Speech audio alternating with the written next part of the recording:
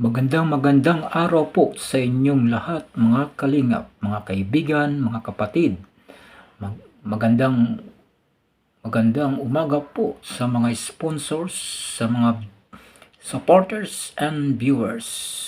Maraming salamat po kay Kuya Bal Santos Matubang, kay Kuya Rob, at kay Ate Edna. Ngayon po, andito po tayo ngayon sa kwarto ni Beyonce.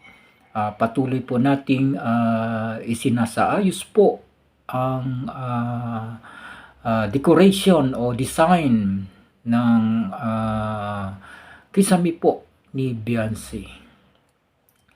Ayan po, nakikita nyo po yung mga metal paring.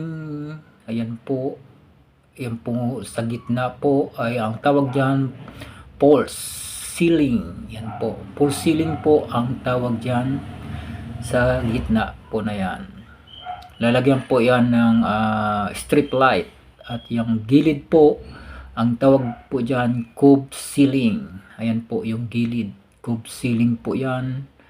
Nakikita nyo po yung mga metal paring po na yan. Yan po sa gilid, cube ceiling po ang tawag niyan. At lalagyan po yan ng cube light. May mga ilaw po yan. Ayan po yung picture ni Beyonce. Ayan po ang picture ni Beyonce. Ayan po. Ayan po, binutasan po dito yung kwarto po ni Beyonce para sa CR po yan. Ayan po, binutasan po.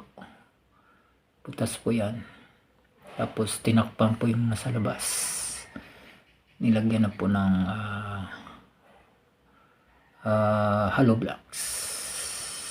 Ayan po. Binutasan po yan.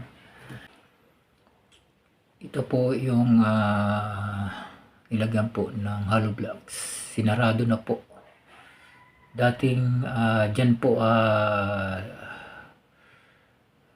yung daanan po papuntang CR. Isinarado na po. Ayan, sarado na po. Ayan, sinarado na po.